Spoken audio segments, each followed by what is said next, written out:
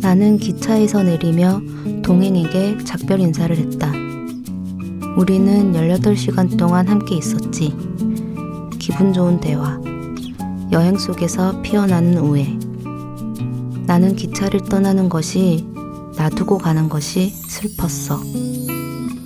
모든 이별은 하나의 죽음이라네. 그래, 모든 이별은 죽음이지. 삶이라 부르는 이 기차 속에서 우리 모두는 타인에게 우연이겠지. 그리고 마침내 내려야 할 때가 되면 우린 모두 서운해한다. 포르투갈 시인인 페르난도 페소아의 시 기차에서 내리며 중 일부를 읽어드렸습니다. 페소아는 100개도 넘는 이름으로 시를 썼다고 하죠. 이 시는 알바로 드 캠푸스라는 이름으로 발표했는데요. 삶이라 부르는 기차를 타고 있는 시간이 길어질수록 서로에게 무심해질 때도 있었지만 비어있는 자리를 볼 때면 허전해집니다. 작별 인사조차 남기지 않고 예상보다 빨리 갑작스럽게 기차에서 내린 이들을 떠올리게 되는 아프고 추운 계절인데요. 이 모든 것들이 죽기에 우리 마음속에 살아있다는, 그래서 우리의 마음은 이 온 우주보다 조금 더 크다는 시인의 말이 조금이라도 위로가 됐으면 좋겠습니다. 여기는 문학라디오 문장의 소리입니다.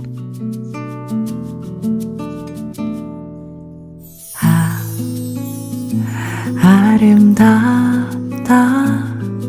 어느새 겨울이 도착했구나. 오늘은 또 어떤 핑계로 너에게 만나자 말해볼까. 너는 알까, 내가 널 좋아하는 걸. 사실은 꽤 오래됐지, 처음 만난 날부터. 문학라디오 문장의 소리. 안녕하세요. 문장의 소리 DJ 최진영입니다. 새 책을 낸 작가를 모시고 작품을 둘러싼 다양한 이야기를 들어보는 시간, 지금 만나요 시작합니다. 오늘은 정영수 작가님 모셨습니다. 어서 오세요. 네, 안녕하세요. 네, 반갑습니다. 네, 반갑습니다. 먼저 정영수 작가님에 대해서 소개를 드릴게요. 2014년 단편소설 레바논의 밤으로 창비 신인 소설상을 수상하시면서 작품 활동을 시작하셨고요. 소설집 애호가들이 있습니다. 2018년, 2019년 젊은 작가상을 수상하셨습니다. 그리고 최근에 두 번째 소설집 내일의 연인들을 출간하셨어요. 아주 예쁜 책인데요. 책 내시고 어떻게 지내셨어요?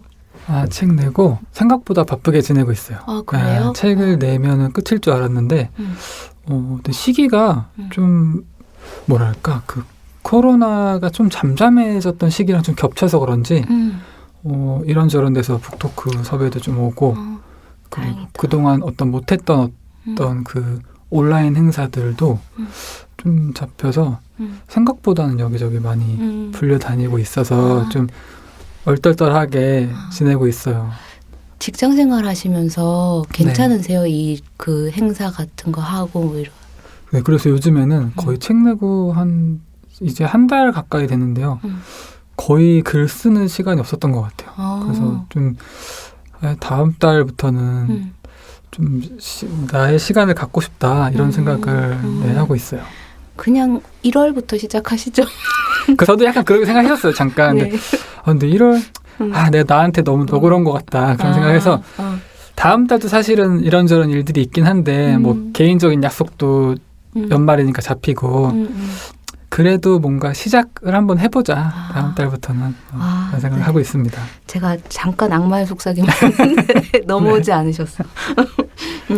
책의 첫 장에 네. 셰익스피어의 한여름밤의 꿈에 나오는 문장을 적으셨어요. 네네. 왜 이렇게 뺨이 창백하죠? 장밋빛이 어떻게 그토록 빨리 사라질 수 있나요? 네. 이 문장을 딱 쓰신 이유가 있다면? 일단 제사를 넣는 일에 대해서 좀 고민을 했었는데 제가 첫 번째 책에도 넣긴 했거든요.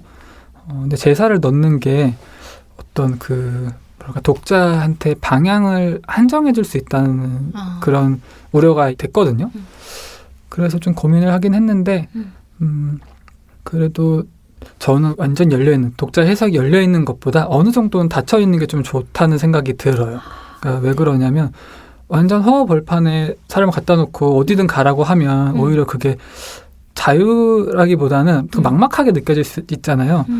그리고 저는 소설이 어쨌든 이야기라는 게 있고 적어도 그 방향성 정도는 지시할 수 있다. 그런 생각이 들어서 이 정도 북쪽으로 가라 이렇게 말해주는 거죠. 그러면은 그 북쪽으로 가되 거기에서 원하는 방식으로 가고 싶은 뭐 갈래길로 갈 수 있으니까 그런 정도의 방향을 제시해주는 느낌으로 이거를 넣어봤고요. 그러니까 이 문장을 고른 이유는 제가 첫 번째 소설집을 냈을 때에도 그때까지 발표한 소설을 전부 다 묶은 거였어요. 네, 그리고 책을 내고 나서 좀 몇 달 있다가 다시 다음 소설을 쓰기 시작한 거였거든요. 그래서 첫 번째 소설집을 내고 나서 다음에는 어떤 소설을 쓸까 이렇게 고민을 한참 하고 나서 이런 방향으로 좀 썼으면 좋겠다고 생각해서 쓴 거를 묶은 거여서 어느 정도는 이 소설집 전체의 어떤 그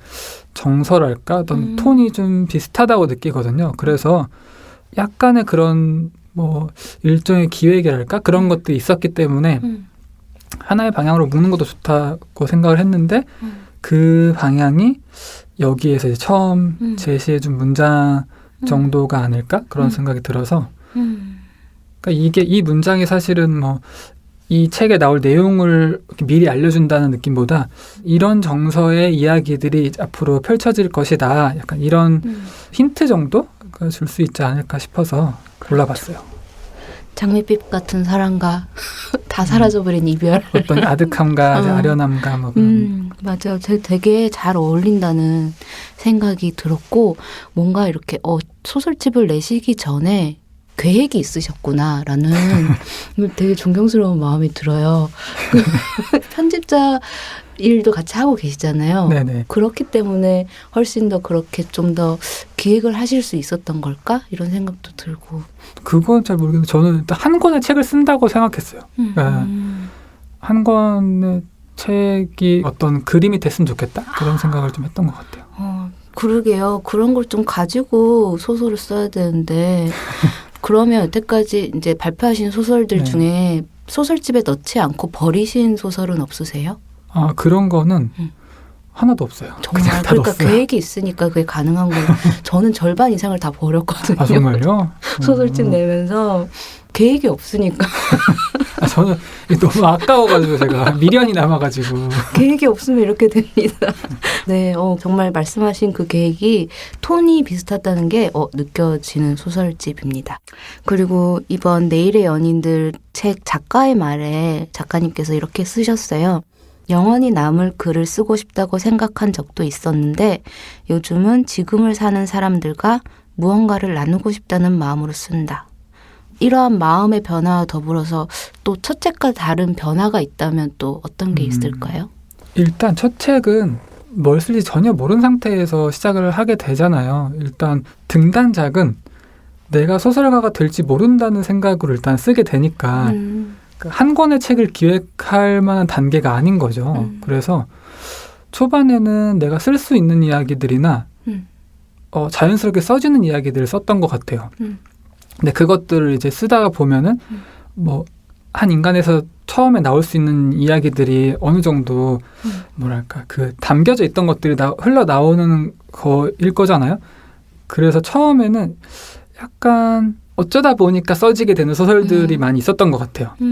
그래서 그게 뭐가 될지 좀 궁금해하는 마음으로 쓰기도 했고 그랬는데 두 번째 소설집은 이게 하나의 어떤 좀 완결성이 있는 독자가 이 책을 받아들였을 때 하나의 읽을 만한 책으로서 그러니까 이게 어떤 작가가 어떤 것을 표현해 표현하기 위해서가 아니라 독자에게 읽을 가치가 있는 어떤 완전한 형태의 어떤 그런 컨텐츠가 됐으면 좋겠다고 생각했거든요. 네, 그런 생각을 하면서 이 작품들을 쓰기도 했고 그리고 처음에 글을 쓰기 시작할 때는 좀 더 추상적이었던 것 같아요. 목표가. 예를 들면은 명작을 써야지. 정말 명작을 쓰고 싶다. 정말 후세에 길이 남는 명작을 쓰겠다. 근데 그게 어떻게 보면은 되게 허황된 것 같아요. 그러니까 후세에 길이 남는다는 게 어떤 의미인지 어떻게 보면은 구체적인 게 없는 허상을 이렇게 그리는 거죠. 그러니까 결국에는 좋은 작품을 쓰면 그게 후세에 남긴 하겠지만 그런 거랑 별개로 내가 하는 일이 뭐인지 정확하게 몰랐던 것 같아요. 지금 내가 하는 일이 무엇인지는 내가 글을 써서 지금 내 글을 읽는 사람들과 무언가를 나누는 일이잖아요. 그런 것을 첫 번째 책을 내고 좀 느낀 것 같아요. 그래서 첫 번째 책을 내고 사람들이 이거에 대해서 반응을 하고 뭐 읽고 어떤 것을 느끼고 이런 걸 좀 접하다 보니까 이게 지금 내가 글을 쓰는 게 단지 혼자 어딘가에 틀어박혀서 쓰고 그거를 발표했으니까 나는 그래 뭔가 뿌듯한 일을 했다 이렇게 많은 게 아니라 누군가가 내가 쓰는 거를 보고 있고 내 말을 듣고 있다 이런 것들을 생각하게 된 거죠. 그래서 좀 더 읽는 사람에게 의미가 있었으면 좋겠다 그런 생각이 들었어요. 그러니까 내 얘기를 들어줬으면 좋겠다 그런 어떤 자의식에 찬 어떤 그런 기대 같은 게 있잖아요. 글을 쓸 때. 근데 읽는 사람의 입장에서 그 사람에게 의미 있고 소중한 뭔가를 쓰고 싶다라고 생각하게 된 거죠. 저 되게 지금 작가님 말씀 들으면서 그 반에 있는 굉장히 영특한 친구가 월반하잖아요. 네. 나는 아직 고1인데 저 친구 대학 가 그냥 나 그런 친구가 자꾸 떠올랐어요. 월반하신 것 같아요. 월반. 책 한 권을 내시고 굉장히 많은 것들을 생각을 하시고 깨달으신 것 같아요. 책을 막 많이 내도 생각해보지 못할 것들을 한 권의 책을 내시고 생각을 하시고 두 번째 책에서 뭔가를 그거를 이루셨다. 계획을 잡고 썼으니까.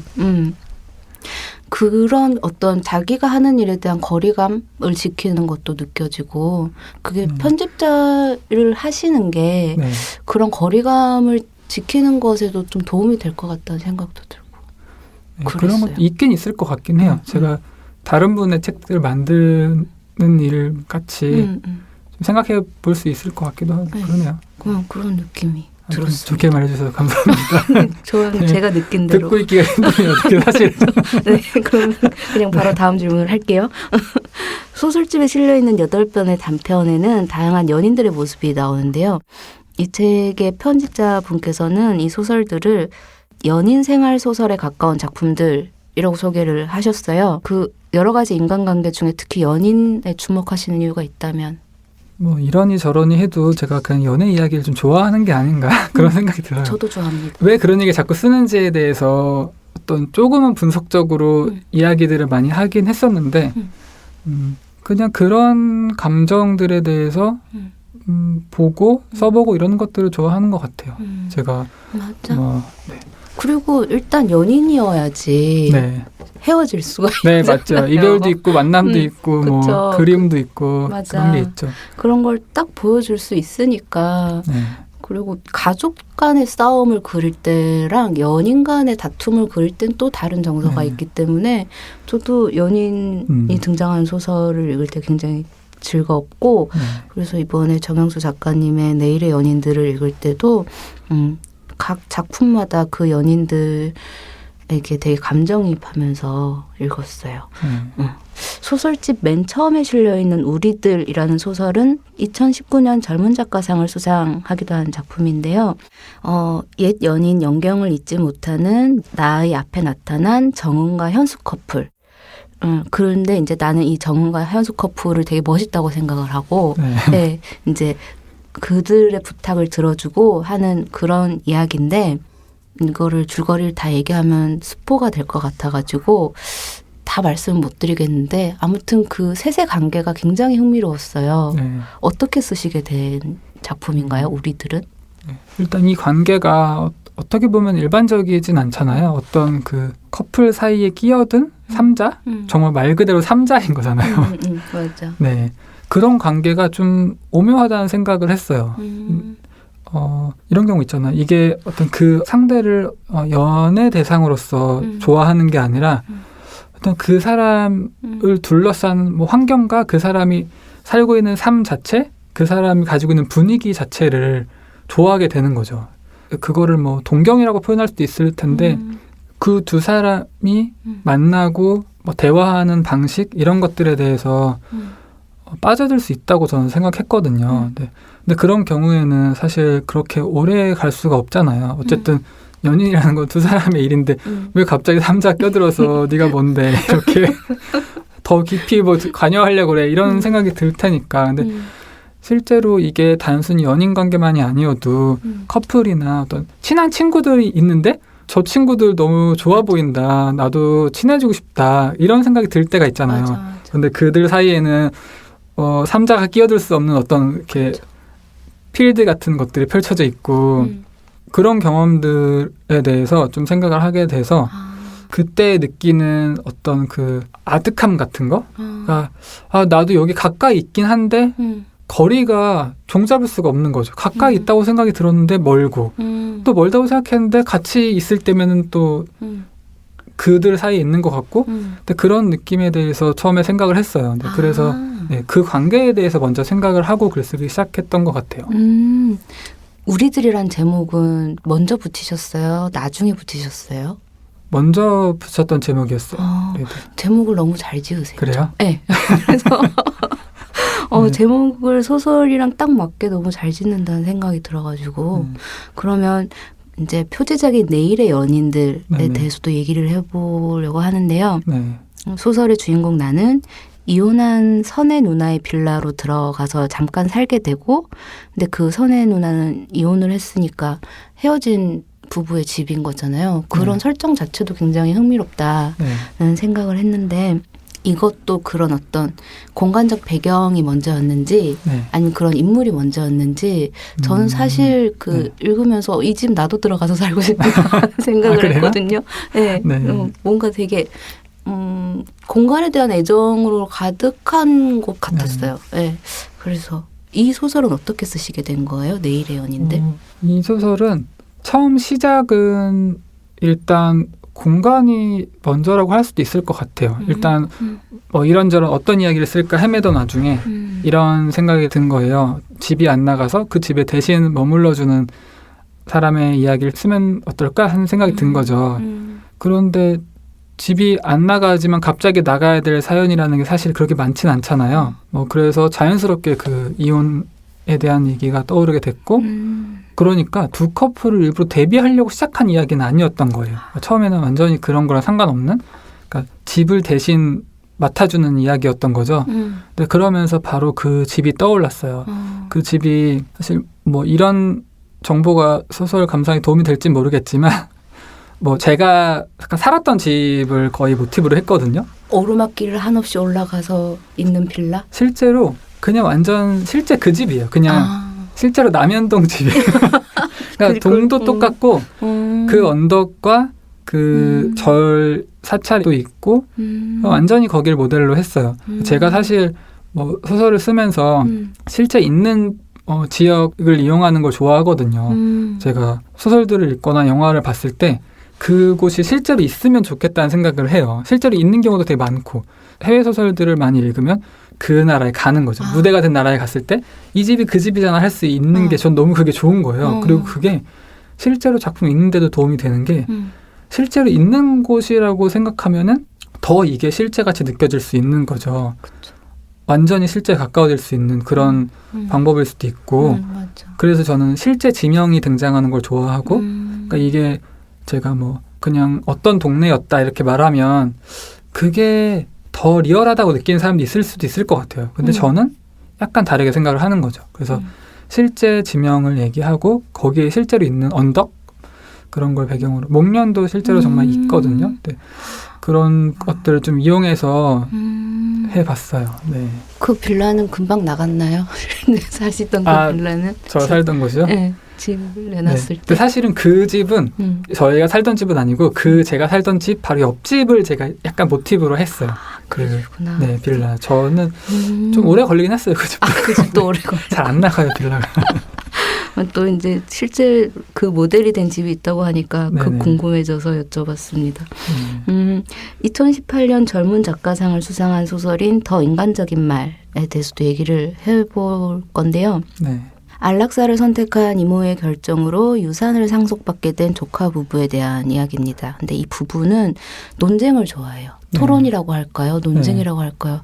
근데 그걸 너무 좋아해서 사이가 틀어져 버린 네. 경우인데 그 인간적인 말이라는 제목이 저는 정말 크게 와닿았어요. 소설을 다 읽은 후에 난 인간적인 말을 하고 있는가부터 시작을 해가지고 인간적인 말이란 뭘까? 이런 생각도 들었습니다.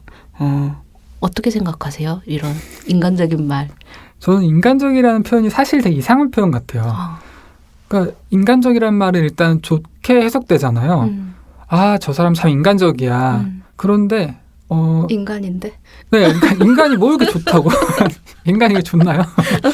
뭐 인간적이다가 좋은 뜻이고 생각해보니까 동물적이다라는 말도 어떻게 보면 좋은 게 감각적이다는 뜻이잖아요. 아, 저 사람 동물적인 감각이 있어. 아니 근데 또 동물적이란 말이 왜 이렇게 사람이 동물적이야 이렇게 하기도 하니까.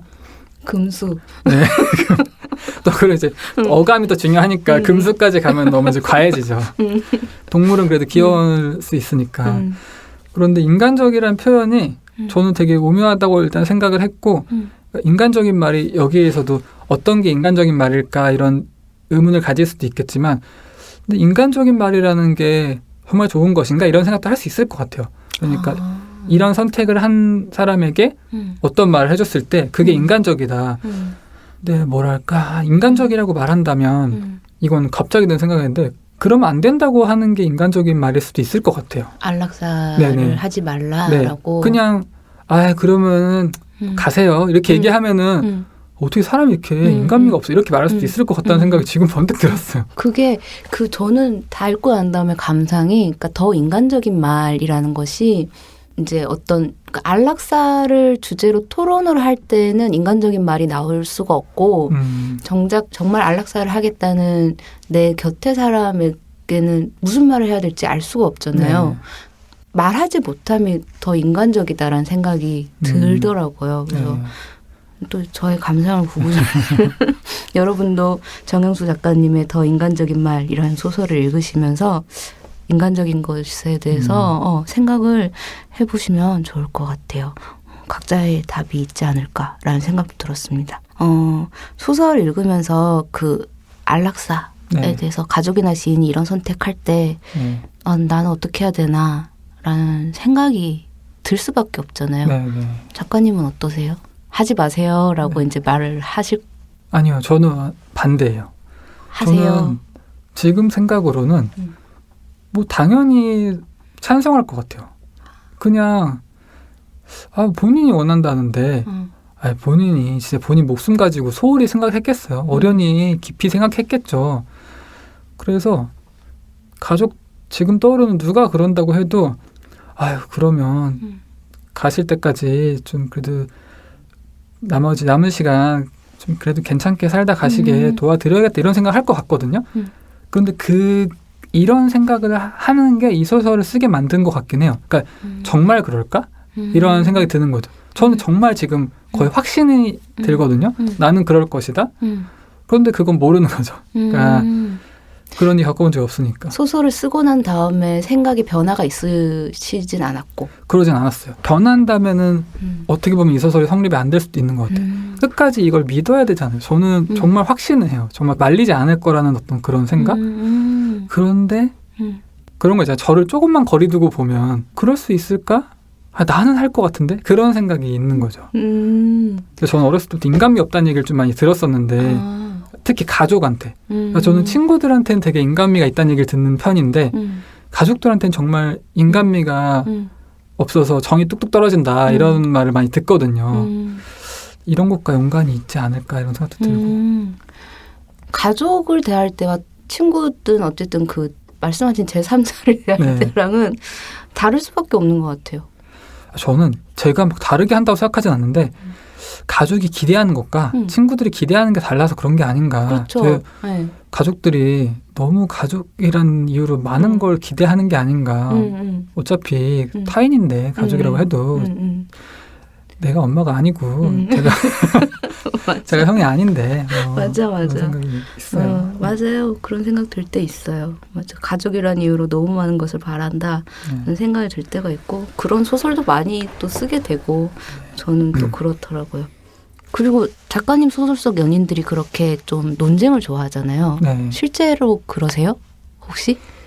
제가 뭐 말이 많은 편이기도 하고 그게 뭐 어떤 가치관이나 네네. 그런 철학적 주제나 네. 그런 이슈에 대해서 논쟁하는 걸 즐기시는 편인지 아니면 네.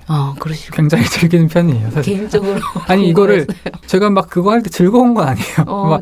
막 즐긴다 이게 아니라 거기에서 쉽게 벗어나지 못한다. 그러니까 어떤 주제에 대해서 논쟁을 벌이는 일에서 빠져나오질 못하는 거예요. 네. 저 되게 그냥 개인적이고 유치한 질문 드려도 되나요?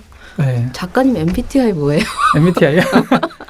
이거 제가 계속 똑같이 나왔던 게 ENFP였거든요. 네. 그게 스파크 형일 거예요, 이름이. 근데 최근에는 INFP로 바뀌었어요. E에서 I로 가셨구나. 몇 번을 해도 똑같이 나오더라고요. 그게 인생이래요.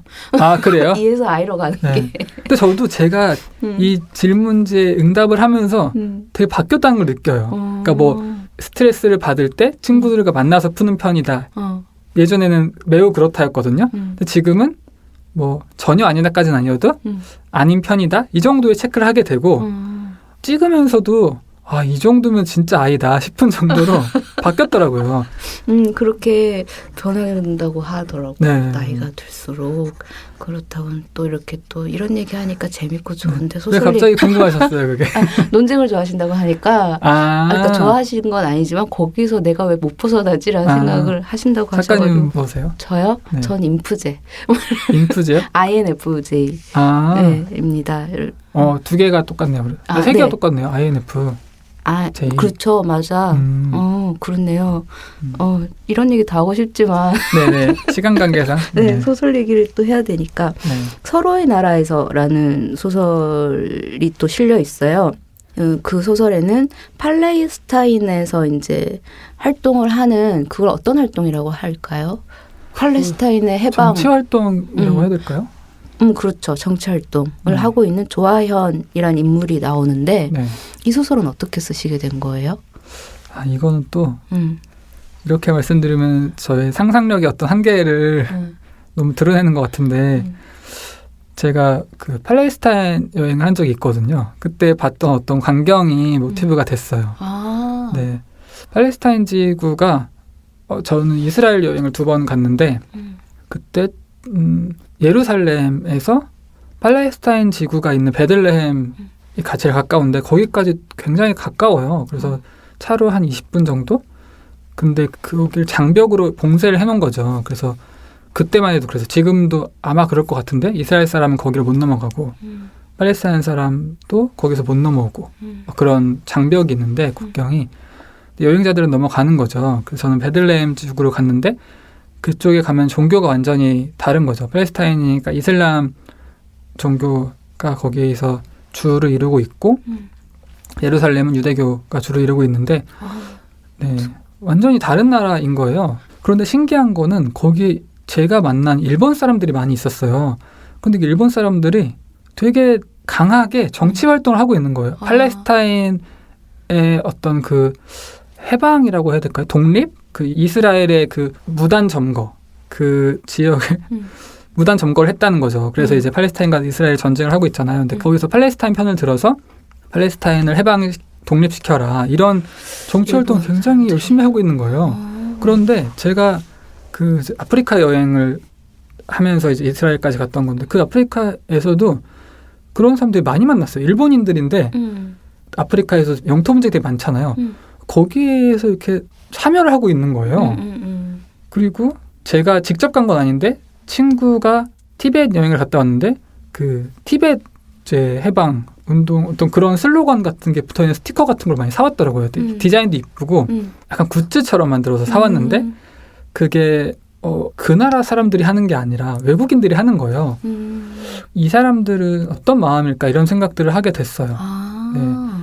근데 그게 그 어떤 국가 간의 불의가 있다면 사실은 그 약한 나라가 그걸 완전히 해결하기 어려우니까 세계적으로 뭔가 그걸 도울 수는 있는데 그걸 개인의 업으로 생각할 정도의 어떤 그런 마음은 뭘까 이런 생각들을 하게 됐고 그래서 주는 아니지만 약간 소재로 등장했던 것 같아요. 네, 되게 인상적이었어요. 그 둘이 싸우게 됐잖아요. 네네. 말다툼 같은 거 하게 됐잖아요. 네.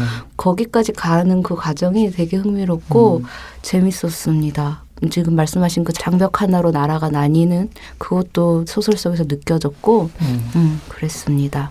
아, 시간이 너무 잘 간다. 그러면 이 내일의 연인들에는 저희가 여태까지 말한 소설들 말고도 뭐 두 사람의 세계, 기적의 시대, 뭐 이런 소설들이 또 담겨 있어요. 여러분들 정영수 작가님의 내일의 연인들을 읽어보시면 저희가 지금까지 어떤 이야기들을 한 건지 이해하실 수 있을 것 같아요. 그 작가님 직장생활 하면서 네. 소설 쓰실 시간 어떻게 확보하세요? 그게 가장 큰 숙제예요. 궁금했어요. 근데 저는 요즘에 저는 정말 다짐 중독자여가지고 늘 다짐을 하는데 이제는 그 다짐은 어떤 깨달음에서 저는 이제 비롯된다고 저 혼자 생각하는데 그 깨달음을 계속 혼자 얻는 거예요. 그래서 시간은 만들 필요가 없는 것이다. 이런 생각을 요즘에 하고 있어요. 시간은 이미 존재하고 있다. 나는 그 시간을 낭비하고 있을 뿐이다. 그러니까 내가 시간을 확보해야 될 거는 없는 거예요, 사실은. 낭비하고 있는 시간들만 그냥 적당히 잘 활용해도 이런 거죠. 하루에 낭비되는 시간이 1시간 있는 거예요, 제가. 그 정도는 있는 거예요. 다들 1시간 정도 낭비하지 않나요? 그렇죠. 인스타하면서. 그렇죠. 인스타 뭐 1시간 뚝딱 가죠. 그런 그 시간에 글을 쓰면 되지 않나? 이런 생각이 드는 거예요, 저는. 네, 우문현답이다. 네. 네, 저 요즘에 제가 이제 그걸 너무 못해가지고 거의 한 달째 지금 거의 문서를 열지를 못하고 있는데 근데 생각해보면 낭비할 시간이 너무 많거든요. 그래서 근데 그냥 앉아서 30분이라도 썼나? 이런 생각을 하면은 30분 있으면 30분 쓰면 되는데 나 너무 뭔가 안 이랬구나. 다음 달부터는 네. 이번 달은 아니고 다음 달부터는 이렇게 짧은 10분이라도 앉아서 한 문장 쓰면 될 거 아닌가? 이런 생각을 또 하고 있잖아요, 제가. 네, 응원하겠습니다. 네. 살려주세요. 네.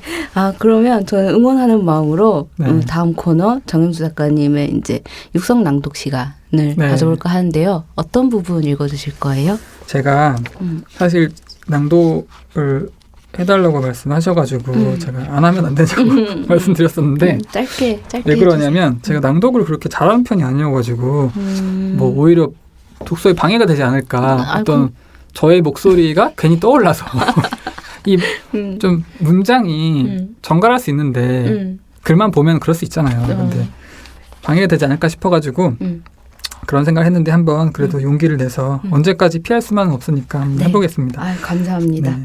어떤 부분? 가장 첫 페이지에 네. 도입부를 한번 읽어볼까 해요. 딱 한 문단만. 네. 이게 중간을 읽어도 어떤 이 느낌이 잘 안 올 수 있을 것 같아서 이 책을 지금 듣고 있는 분 중에 이 책을 전혀 안 읽어보신 분들이 많을 것 같아요. 그래서 약간 미리 보기 느낌으로 첫 문단을 읽어보겠습니다. 네, 그러면 정영수 작가님의 낭독 들어보겠습니다. 정은과 현수를 알게 되었을 때 내가 스스로도 이해하기 어려울 정도로 급작스럽게 거의 저돌적으로 그들에게 빠져든 건 당시 내가 인생에서 더 이상 건질 만한 것이 없다는 생각에 몰입해 있었기 때문일지 모르겠다. 나는 회의로 가득 차 있었고 어디에서든 자그마한 희망의 불씨라도 발견하고 싶었던 것 같다. 하지만 희망이란 때때로 멀쩡하던 사람까지 절망에 빠뜨리곤 하지 않나? 아니, 오로지 희망만이 인간을 나락으로 떨어뜨릴 수 있다. 게다가 희망은 사람을 좀 질리게 하는 면이 있는데 우리는 대체로 그런 탐스러워 보이는 어떤 것들 때문에 자주 진이 빠지고 영혼의 바닥을 보게 되고 회한의 수렁에 빠지게 된다. 감사합니다. 낭독 좋은데요. 너무 빨리 읽은 것 같지 않아요? 아니요. 정말 좋았어요. 그리고 그래요? 정말 미리 보기 같았어요. 그래요?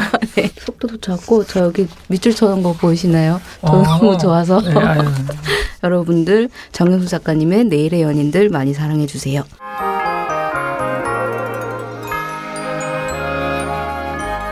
그러면 지금 만나요의 마지막 코너 마이 페이보릿 해보겠습니다. 작가님께서 요즘 좋아하시는 거 말씀해 주시는 건데요. 뭐 좋아하세요? 요즘에 저는 제가 이런 말 하면서 점점 이상한 사람처럼 보일 것 같은데 어떤 자기 경신에 관심이 많습니다. 자기 경신? 네.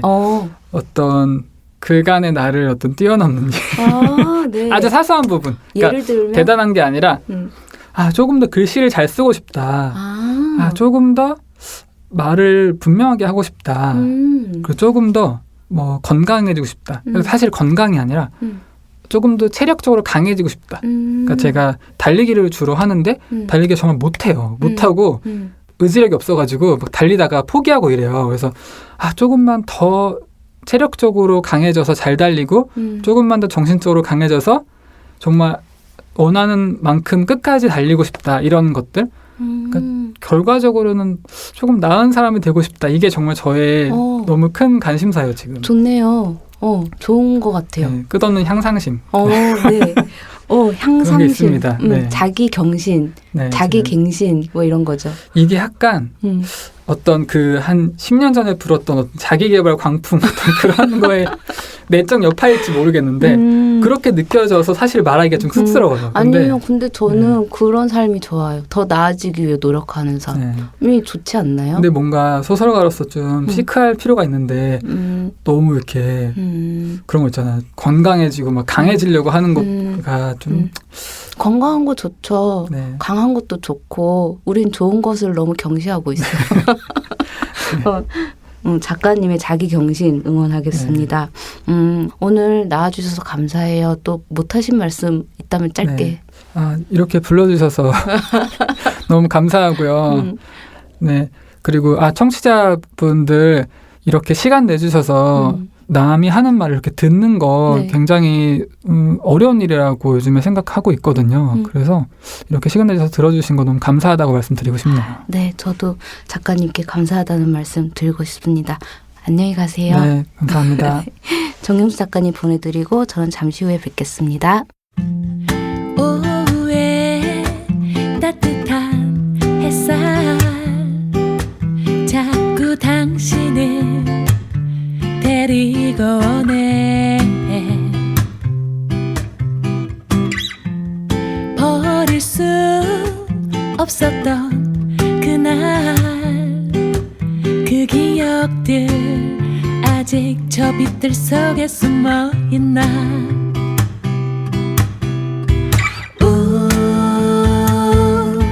괜찮나요 그립다 말하면 내 꿈에 초대할 텐데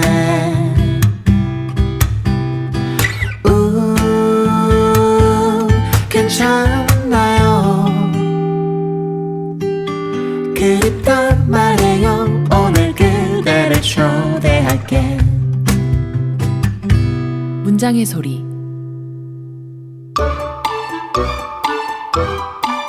문장의 소리가 마련한 3분 광고 지금 읽어요 시간입니다. 누구든 자신이 원하는 책을 광고할 수 있습니다. 단 시간은 3분뿐. 오늘의 광고주는 조혜주 편집자입니다. 출판사 걷는 사람에서 국내외 문학 분야 도서를 편집하고 계십니다. 조혜주 편집자님 안녕하세요. 네, 안녕하세요. 네, 출판사 걷는 사람 편집자 조혜주입니다. 네, 반갑습니다. 출판사 편집자로 일을 하신 지는 얼마나 되셨어요? 이전에 프리랜서로 짧게 출판 디자인 일을 한 적은 있는데요. 편집자로 일을 한 거는 이제 8개월 차 신입이에요. 네. 책을 만든다는 것, 또 더욱이 문학책을 만든다는 게 쉽지 않은 일일 것 같은데요. 어떠세요? 일을 하면서 특별히 느끼신 점 같은 거 있으신가요? 정말 말씀하신 것처럼 쉽지 않은 일이긴 한데요. 네. 아무래도 출판업계에서 일하시는 많은 분들이 공감하실 내용일 것 같은데 네. 일단 그 무엇보다도 이 만드는 책의 첫 번째 독자가 된다는 점에 약간 희열이 있다고 할까요? 네. 네, 맞아. 그런 건 정말 좋을 것 같아요. 네. 그러면 오늘 광고하실 책은 어떤 책이에요? 네, 요거는 최근에 저희 걷는 사람 출판사에서 복간된 이경자 소설가님의 절반의 실패와 오늘도 나는 이혼을 꿈꾼다라는 책 2권이에요. 아, 네, 좋습니다. 그러면 지금부터 3분을 드릴게요. 아시겠지만 정확히 3분 후에 통화가 종료됩니다. 3분 안에 하고 싶은 말씀 다 하실 수 있길 바랍니다. 자, 이제 광고 시작할게요. 시작! 네. 절반의 실패와 오늘도 나는 이혼을 꿈꾼다는 1세대 페미니스트 소설가, 1세대 페미니즘 소설가라고 불리는 이경자 선생님의 책이에요. 절반의 실패 같은 경우에는 1988년도에 처음으로 출간되었던 책이고, 오늘도 나는 이혼을 꿈꾼다 같은 경우에는 1992년도에 출간되었던 책인데, 당시에 좀 수많은 남성들의 항의로 인해서 절판되었던 책이고, 저희가 이번 올해부터 준비를 시작해서 올해 8월에 이제 복간된 책이에요. 복간할 때는 저희가 이제 홍보를 위해서 텀블벅으로 프로젝트를 진행했는데, 기대했던 바보다 훨씬 많이 달성이 되면서 홍보 효과도 있고 이렇게 조금 알려진 책입니다. 또 오늘 지금 인터뷰하는 날짜가 11월 19일인데 어제 날짜, 그러니까 11월 18일에 SBS 스브스 뉴스 유튜브 채널에 이경자 선생님 복간 관련한 인터뷰가 올라오기도 했어요. 그러니까 관심 있으신 분들은 한번 클릭하셔서 조회수 올려주시면 좋을 것 같습니다. 네, 책에 대해서 짧게 소개를 해드리면은 말씀드렸다시피 1세대 페미니스트 소설이라고 할 수 있어요. 이 이경자 선생님이 초판 머릿말에 이 글은 무수히 많은 여성의 도움으로 쓰였다. 소설가라는 이름만으로 참혹한 현실에 틈이 파도록 허락해준 여러 계층의 여성에게 감사드린다. 라는 말을 하시기도 하셨는데요. 요거 절반의 실패 같은 경우에 추천사를 이주란 소설가께서 집필을 해주셨는데, 이주란 소설가께서 추천사에 이 책에 나오는 이야기들을 오래된 이야기라고 말할 수 있는가 물으며 애쓰지 않고도 절반의 실패에 등장하는 여성들의 삶을 이해할 수 있었다라고 말하고 있어요. 이게 그러니까 이 1988년에 출간된 책이고 92년도에 출간된 책인데 지금으로부터 약 30여 년 전에 출간된 책들인데도 여전히 우리 세대, 지금 우리 여성들, 지금 현실에서 겪고 있는 사회적 장벽이 여전히 나아지지 않았다 하는 문제를 제기하고 있는 책입니다. 각각 단편 소설들이 묶인 책들이라서 어떻게 소개를 해드리면 좋을까? 이 책의 주제는 짧게 말씀드리면 독박 가사 혹은 독박 육아에 시달리는 워킹맘에 대한 소설 내용도 있고요. 또 여전히 존재하는 직장 내 유리천장에 대한 이야기도 있고, 또 가정폭력에 무방비로 노출된 아내, 시어머니랑 며느리 사이의 갈등, 또 성착취 현장에서 일하는 여성의 고백, 이런 여성 억압에 대한 문제의식으로 다양한 여성의 삶에 틈이 파여 풀어내고 있는 이야기라고 할 수 있어요. 또 이 책은 여자 사람이 된 소설가로서 해야 할 일이 아, 네, 좋은 말씀 많이 해주시고 좋은 말씀 해주고 계시는데 전화를 끊어서 정말 죄송합니다. 한국 여성주의 소설의 시초로 불리는 이경자 소설가님의 역작들을 서점에서 다시 만날 수 있어 고맙고 또 반가운 마음입니다. 절반의 실패와 오늘도 나는 이혼을 꿈꾼다. 여러분의 많은 관심 부탁드릴게요. 3분 광고 지금 읽어요의 문은 누구에게나 열려 있습니다. 광고를 원하시는 작가분들 그리고 독자분들은 문장의 소리 대표 메일로 신청해 주세요. 메일 주소는 munjang@arko.or.kr입니다. 문장@arko.or.kr 지금 신청하세요.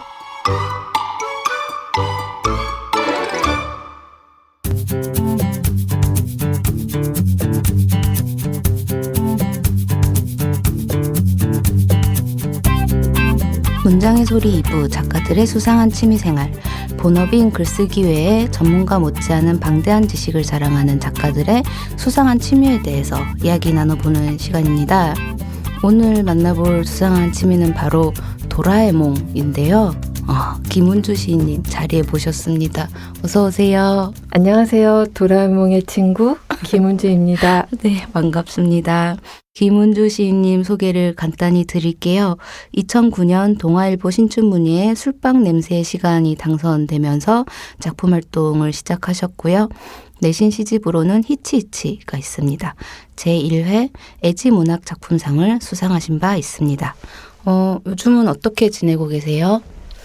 그 매일 5가지 색깔의 음식을 먹으려고 하고요. 또 다양하게? 네. 또 커피를 조금 줄이려고 노력하고 있고요. 그 올해가 도라에몽이 연재가 시작된 지 이제 50주년이 된 해라서 이제 그간의 에피소드들을 조금 찾아보기도 하고 이제 매일매일 이제 그날치의 도라에몽을 귀여워하면서 좀 단조롭지만 심심하지는 않게 그렇게 지내고 있습니다. 그 듣고만 있어도 너무 좋아요. 5가지 색깔의 음식. 예를 들면은 어떤 게 있어요? 제가 좋아하는 음식들을 생각해 보면 주로 검은색이 많더라고요. 커피, 후추 그런 것들. 그래서 조금 다양한 색깔을 먹고자 붉은 토마토, 노란색 어떤 씨앗 같은 것들 그렇게 조금 정해두고 먹으려고 하고 있어요. 또 되게 좋은 습관인 것 같아요. 그런 거. 오늘 김은주 시인님과 함께 이야기를 나눠볼 취미는 바로 말씀하셨지만 도라에몽입니다. 도라에몽에 대해서 짧게 소개를 해주신다면? 당황했어요. 왜냐하면 그 도라에몽을 왜 좋아하냐는 질문을 종종 받을 때마다 왜 스펀지밥이나 뭐 둘리 같은 아이들이 아니고 나는 도라에몽을 좋아할까 그런 생각을 해보게 되는 것처럼 일상에서는 아예 도라에몽이 누구인가 나는 왜 좋아하는가 이런 것들을 아예 잊고 사는 것 같아요. 근데 다른 캐릭터들하고의 차이를 생각해 보면 물론 저한테는 캐릭터 이상의 의미를 가지지만 전 연령을 사랑으로 감싸는 어떤 친구 같은 존재라고나 할까요? 사실 근데 뭘 좋아하면 그걸 내가 왜 좋아하지에 대해서는 생각을 안 해보는 것 같아요. 굳이. 맞아요. 왜 도라에몽인가에 대해서 굳이 생각을 할 필요는 없는 것 같아. 언제부터 어떤 계기로 도라에몽을 좋아했나 그거를 이제 이런 계기가 있을 때마다 생각을 해보는데 딱 정의되지가 않아요. 그러니까 사랑이란 그런 거잖아요. 그쵸. 그래서 이제 이번에 오면서 또 내가 왜 어떤 계기로 도라에몽을 좋아하게 됐나를 그래도 굳이 한번 생각을 해 봤는데 그 도라에몽이 이제 우리나라에서 처음 TV 시리즈가 된 게 제가 20살이 넘어서였던 것 같아요. 그 MBC에서 이제 톰과 제리 후속으로 평일에 이제 방영을 시작한 거를 이렇게 오며 가며 이렇게 봤는데 비밀 도구를 사용하더라고요. 그래서 그게 굉장히 신기하고 흥미로웠어요. 그래서 굳이 도라에몽을 좋아하게 된 하나의 시점을 고르라면 그때가 아닐까 한번 생각해 봤어요. 도라에몽이 사용하는 비밀 도구. 네. 근데 되게 자세하게 기억하신다. 톰과 제리 후속작으로 그러시군요. 쓸데없는 것들에 좀 관심이 있어서. 그렇지만 또 좋아하는 것에 대해서는 우리가 디테일하게 기억을 하죠. 그런 것 같아요. 그러면 도라에몽을 좋아하면서 혹시 새로 생기게 된 취향이나 좋아하게 된 음식이나 이런 거 있으세요? 아까 이제 비밀 도구를 언급을 했는데, 그러니까 도라에몽한테 어떤 전수받은 행위라고 한다면, 이렇게 우리가 일상을 살 때 매일 좀 이상하거나 기괴한 일들이 생기잖아요. 그때마다 도라에몽이 또 어떤 비밀 도구를 소환했구나 이러면서 다른 사람들은 굉장히 심각한데 혼자서 담대해질 때가 있어요. 그래서 어제 내일 녹음을 하러 가야 되는데 왜 이렇게 비가 많이 올까? 내일 도라에몽의 비밀 도구 중에서 사계절 통조림을 좀 써야겠다. 그거 근데 뭐예요? 이 사계절 통조림은 그 캔 뚜껑을 열면 8시간 동안 본인이 원하는 계절로 주위가 바뀌는 거예요. 그래서 오늘 이제 외출하려고 딱 나오는데 정말 거짓말같이 비가 그쳐 있어서 아, 도라에몽이 제대로 비밀도구를 소환했구나. 그래서 혼자 좋아하면서 그렇게 왔답니다. 아, 너무 귀여워요. 너무, 그리고 그 삶을 너무 닮고 싶어요. 그렇게 생각하는 거. 저는 김은주 시인님 뵐 때마다 되게 그런 생각 자주 하거든요. 되게 닮고 싶다 이런 생각. 대답해 주셔서 감사합니다. 감사합니다. 그러면 이쯤에서 김은주 시인님의 도라에몽 사랑이 어느 정도인지 궁금해지는데요. 몇 가지 질문을 좀 준비했습니다. 읽어드리는 내용을 잘 들으시고 예스 또는 노로 대답해 주시면 됩니다. 네. 네, 시작하겠습니다. 자면서 숱한 꿈을 꾸지만 그 중에서도 도라에몽과 관련된 꿈을 가장 많이 꾸는 것 같다. 노. 노. 지금의 시인 김은주를 만든 건 파라리 도라에몽의 덕이다. 노스? 노스. 내가 원하는 방식의 죽음을 맞이할 수 있다면 도라에몽의 품에 안겨죽거나 도라에몽 피규어에 묻혀 죽고 싶다. 예스. 예스. 되게 단호하게 예스라고 하셨어요. 그러면 이제부터 대답하신 내용을 살펴보면서 이야기를 더 나눠볼게요. 지금의 시인 김은주를 만든 건 파라리 도라에몽 덕이라는 질문은 노스라고 하셨어요. 네. 이거 어떤 의미인가요? 이제 파랄이기도 하고 조금 줄거나 넘치기도 하고 딱히 규정할 수 없어서 그렇게 했지만 예스에 가까운 것 같고요. 이렇게 생각을 모으거나 뭔가를 쓰려고 할 때 굉장히 날이 서는 순간들이 있잖아요. 이제 저는 주로 이제 몸과 마음의 세포가 밤에 활성화되는 사람이라서 혼자서 이제 다른 사람들은 다 자고 바깥은 깜깜한데 나 혼자 막 서성이는 사람일 때 이제 방 한 구석에서 도라에몽이 저를 이렇게 기다리고 있다는 느낌을 받을 때가 종종 있어요. 근데 그게 이제 밤이니까 자기 혼자 졸면서 놀면서 이제 저한테 말을 걸거나 혹은 뭐 힘내 뭐 그렇게 뭐 호들갑을 떨지도 않고 그냥 가만히 저를 기다리고 있는다는 느낌이 들거든요. 그게 이제 저한테는 어떤 상당한 위안을 안겨주는 지점이라서 이제 제가 마치 밤에 이쑤시개가 된 것처럼 굉장히 뾰족해지고 있을 때 이제 그런 생각을 하면은 약간 면봉 사람, 면봉 인간처럼 조금은 이렇게 다듬어지면서 조금 마음적으로 위안을 받는 순간들이 많이 있어요. 그래서 이제 몇 할이라고 규정할 수는 없지만 이제 강력한 도라에몽의 영향권 아래 살고 있음은 분명하다라고 말씀드릴 수 있겠네요.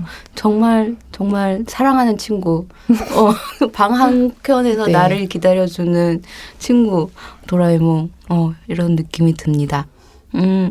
자면서 숱한 꿈을 꾸지만 그중에서도 도라에몽과 관련된 꿈을 가장 많이 꾸는 것 같다. 에는 노라고 하셨어요. 네. 어떠세요? 도라에몽 꿈 꾼 적 없으세요?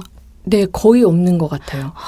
제가 굉장히 꿈을 많이 꾸고 그런 것들을 기록도 하는 편인데 이상하게 도라에몽에 관련된 특별한 꿈이 기억나지 않아서 저로서도 조금 신기한 부분이고요. 그래서 이 질문을 들었을 때 너무 좋을 것 같다. 도라에몽이 꿈에 나오면. 그래서 어떤 꿈을 꾸면 좋을까?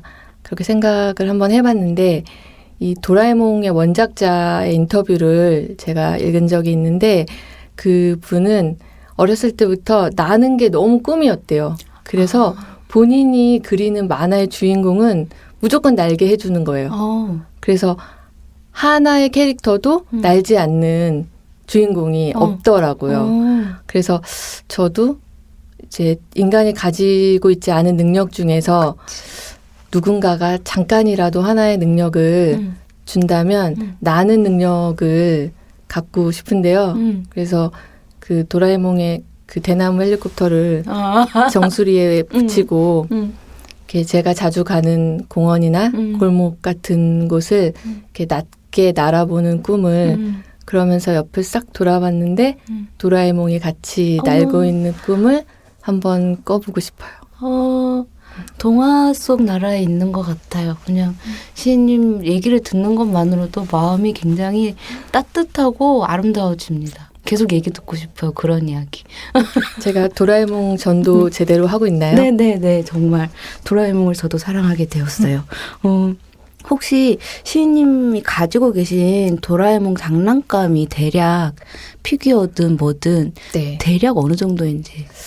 제가 3년 전에 이사를 했는데 제가 도라에몽을 좋아한 지도 굉장히 오래됐고 또 도라에몽 하면 제 생각이 난다면서 크고 작은 것들 선물 받은 것들도 많아서 한번 정리를 해보니까 정말 굉장히 많은 몇백 종의 그게 되더라고요. 근데 이제 저 처음에는 너무 좋으니까 망라적인 수집을 했던 것 같아요.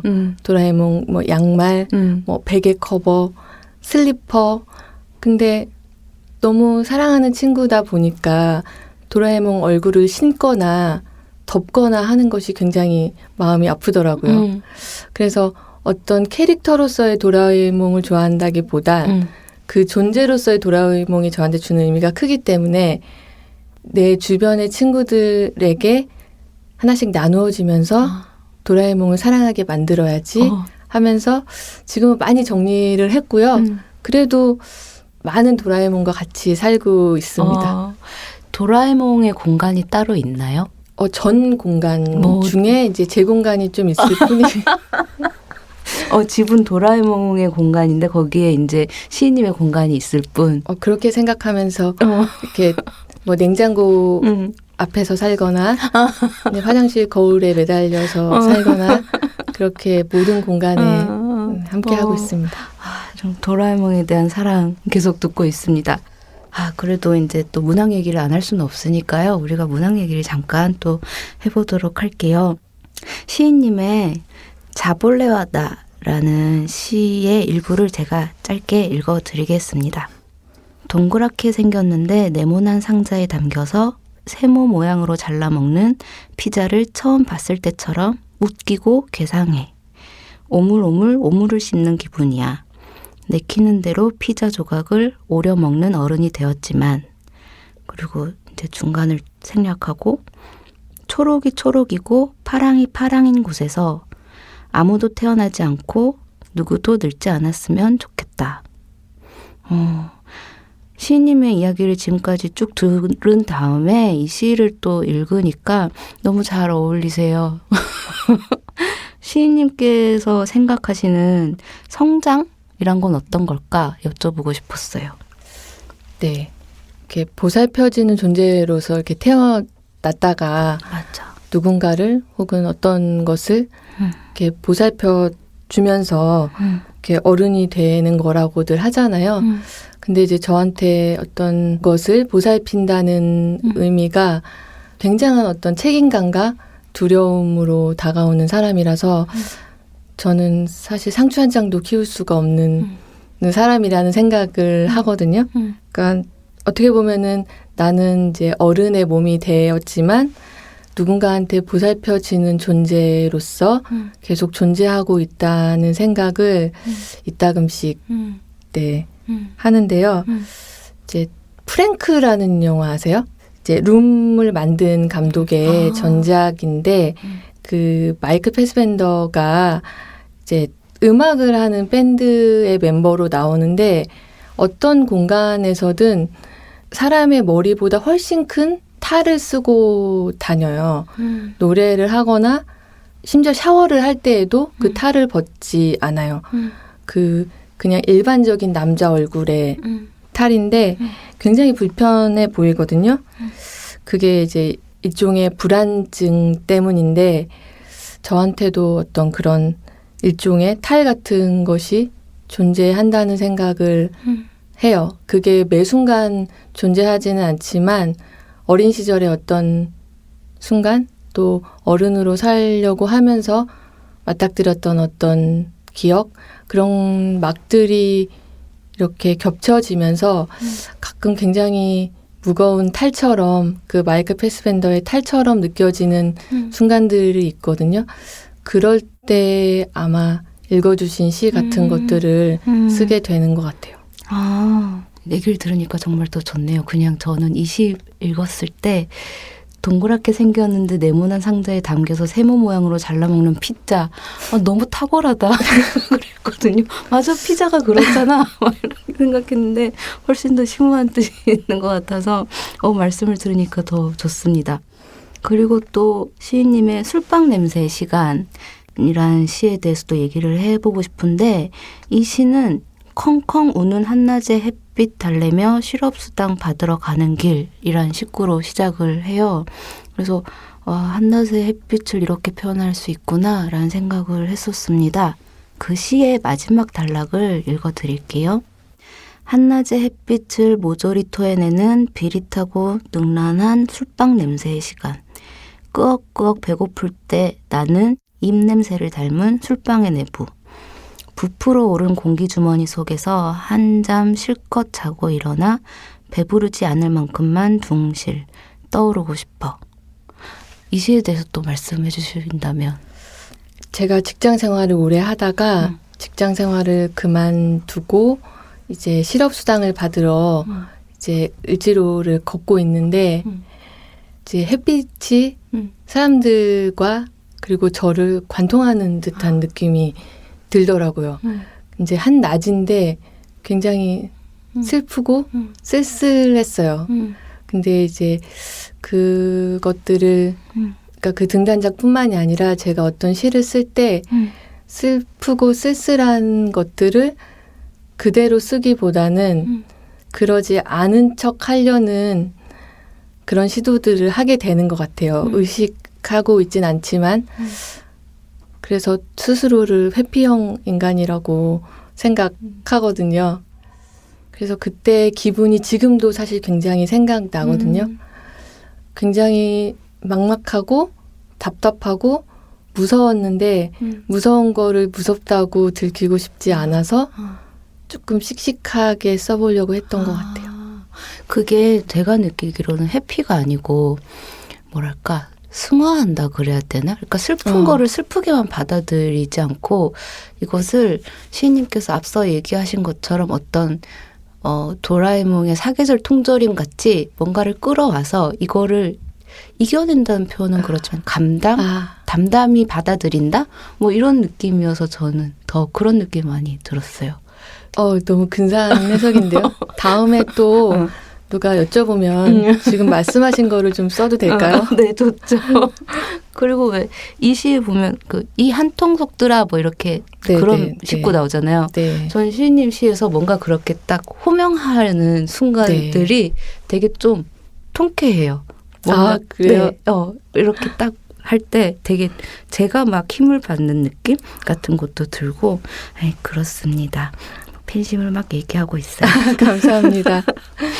그리고 제1회 애지문학상 수상작인 이응의 세계에는 일부러 맞춤법을 틀리게 쓰며 도시락을 나눠 먹고 친해진 아이들과 다른 물을 먹고 자란 꽃들을 하나의 꽃병에 꽂아두고 같은 냄새를 견디게 하는 일 사이에 투명한 벽을 종교로 삼는 늙은이들이 시에 나오잖아요. 네네. 그 시에 대해서도 한 말씀 해주시면. 가끔 이렇게 지구에서의 삶이 적성에 맞지 않다고 느껴지지 않나요? 나도 들어요. 제가 그런가요? 네, 들어요. 최진영 작가님 소설을 읽다 보면 이분도 나랑 비슷한 생각을 하고 있지는 않나 어느 때는 그런 짐작을 또 해보기도 했는데요. 이제 나를 기다리고 있는 어떤 고향 행성이 어딘가 있다는 생각을 저는 많이 하는 것 같아요. 그런 생각들을 좀 심심찮게 하는데 그 30대 이후에 어떤 여자 사람이 직장이나 학교나 새로운 가족을 갖지 않고 살아갈 때 그 고립감과 이질감이 굉장히 버겁게 느껴질 때가 있었어요. 근데 이제 사람한테는 이렇게 밀실도 필요하고 광장도 때로는 필요하잖아요. 근데 그 시기에는 제가 밀실에만 있었던 것 같아요. 그게 이제 몇 년 전에 굉장히 더운 여름이었는데 이래서는 안 되겠다. 좀 나를 광장에 데려다 놔야겠다. 이런 생각을 하면서 그 집 앞에 공원에 이제 자주 갔는데요. 공원에 굉장히 그 많은 사람들이 있잖아요. 뭐 체조하는 사람, 뭐 코 푸는 사람, 뭐 나무 때리는 사람, 뭐 되게 많잖아요. 다양한 사람들이.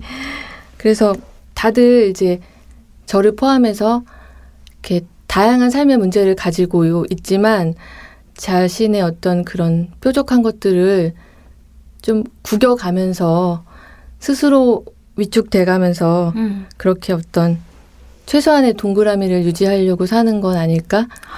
이런 생각을 하면서 쓰게 된 시입니다. 네. 또 이렇게 얘기를 들으니까 또 시에 한층 가까이 다가간 것 같아요. 그러면 이번에는 시인님께서 골라오신 시를 직접 듣는 낭독의 시간을 가져보도록 하겠습니다. 어떤 시를 읽어주실 건가요? 네. 그 앞서 읽어주셨던 그 자벌레와 나라는 시를 네. 그 전문을 한번 읽어보고 싶어서 가져왔습니다. 네, 감사합니다. 그러면 김은주 시인님의 낭독 들어보겠습니다.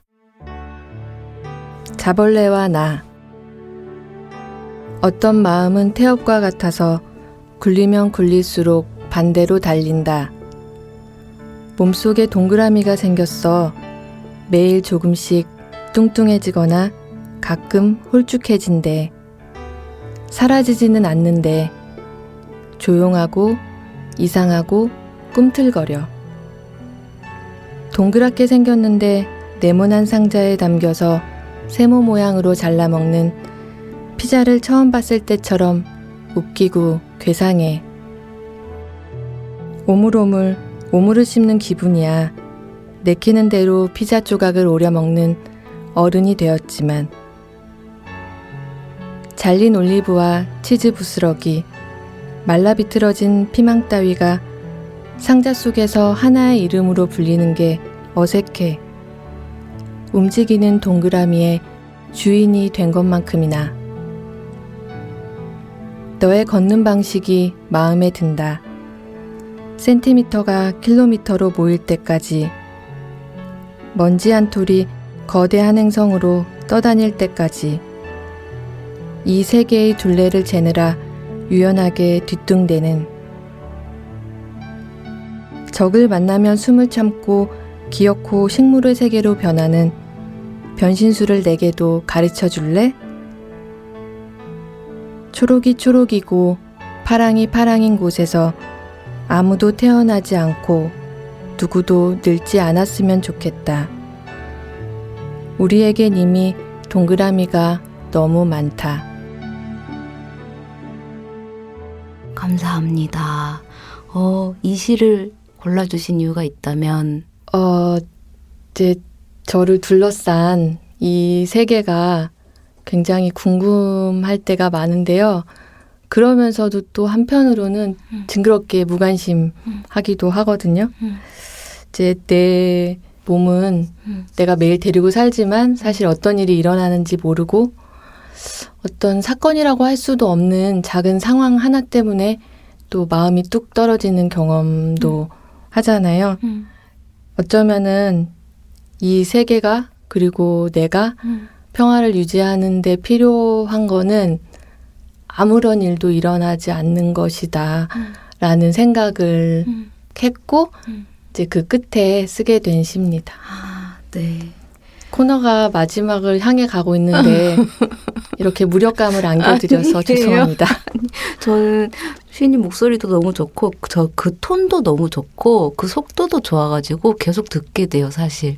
졸립지 않나요? 아니요, 저는 그 속도감이 딱 좋아요. 감사합니다.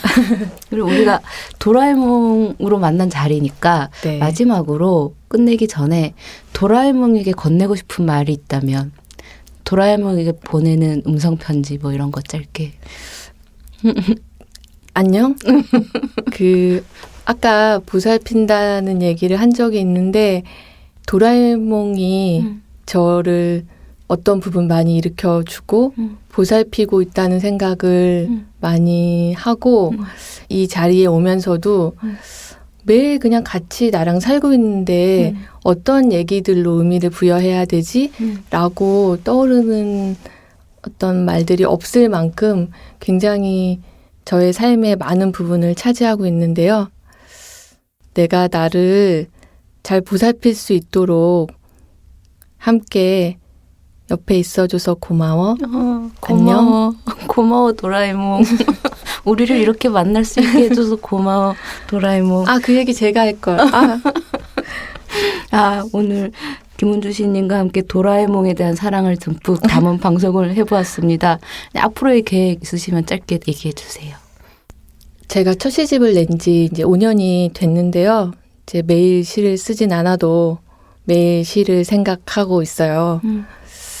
이제 제가 그동안 썼던 어떤 시들에 대해서 되게 못생겼다고 느끼는 시들이 좀 있었어요.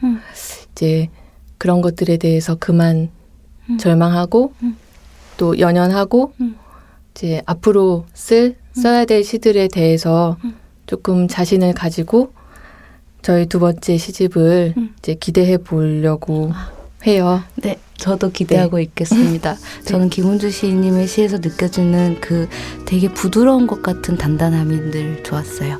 두 번째 시집 기다리고 있을게요. 열심히 해보겠습니다. 네, 오늘 나와주셔서 감사합니다. 네, 감사합니다. 문장의 소리 이제 마칠 시간입니다. 지금까지 연출 박소란, 구성작가 정선임, 방수진, 저는 최진영이었습니다. 일주일 잘 보내시고 다음 주에 다시 만나요. 감사합니다.